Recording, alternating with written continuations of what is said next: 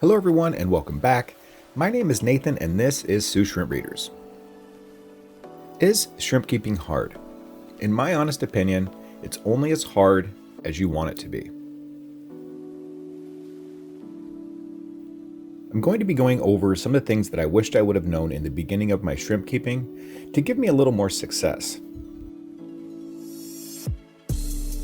This is a 75-gallon crystal red tank. And it has not been set up for very long, and that's why I want to talk about this one quite a bit in a lot of my videos.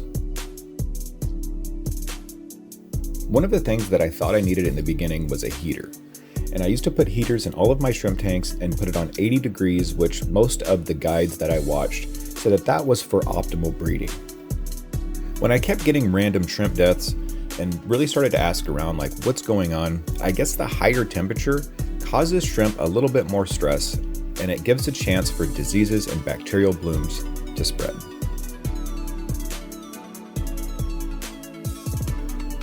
Once I found all of this out, I have taken all of the heaters out of my tanks, and now I just heat the entire room to like 68 to 70 degrees, and that's pretty chilly, but all of my shrimp seem to really like it.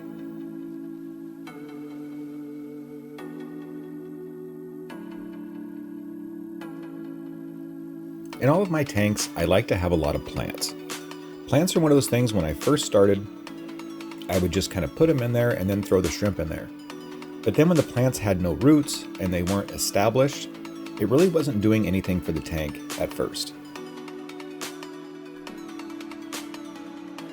I do have a different kind of project that I saved till the end of this video, and if you'd like to see that, be sure to leave a comment below. I used to just buy whatever plants I liked, and when I realized that some of them did not go well in shrimp tanks, I had to really research on what plants worked the best for my tanks. There are about 20 to 30 babies in this tank. They're very hard to see just because there are so many plants in this tank, and that is why I feel this tank is going to be successful.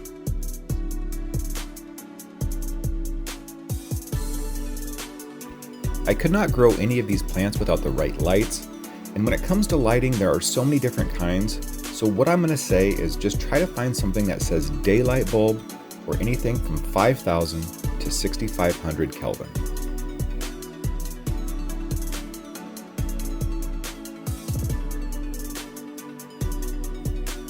Another thing I learned the hard way was using an active substrate and not letting it cycle. This substrate usually looks like little dirt pellets. There are a few that look a little bit different, but this substrate needs about a month to 2 months to cycle.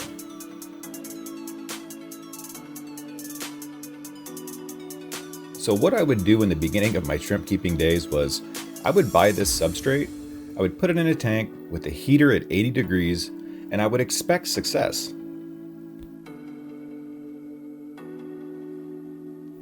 But in the end, I had a lot of shrimp deaths, the tank was way too hot, and there was ammonia in the tank. If you love shrimp and seeing everything shrimp related, be sure to hit that subscribe button because that is what this channel is all about.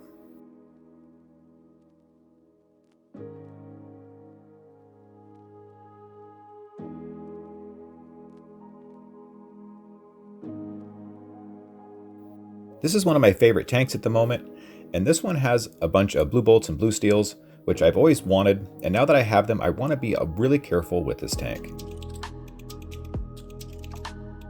I do have some people who are a little more advanced in the shrimp keeping ask me about my KH and GH, which is carbonated hardness or general hardness.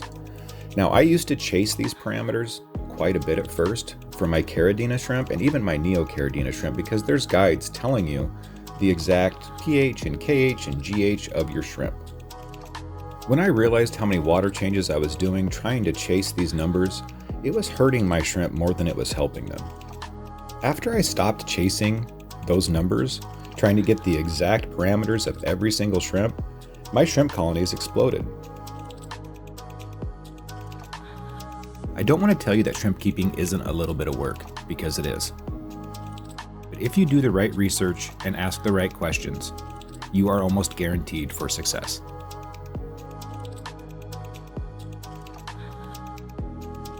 I just wanted to say thank you for all of you out there who are supporting me and watching my videos, and I plan on making more videos for all of you out there who wish to learn more about shrimp keeping.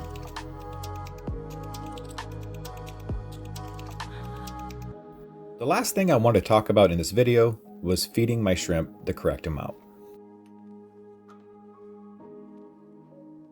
I would always overfeed, thinking that I needed to feed my shrimp every day, when they are eating the biofilm that naturally is produced in the tank and also decaying plant matter, which I have a lot of plants in my tanks, so I realistically did not need to feed my shrimp very much.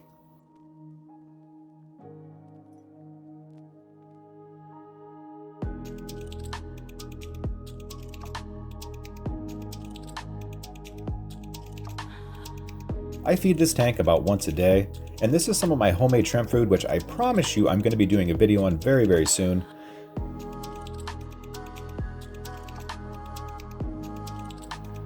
Now I'm going to leave you with some of my shrimp eating like always. I hope everyone has a wonderful day, and cheers.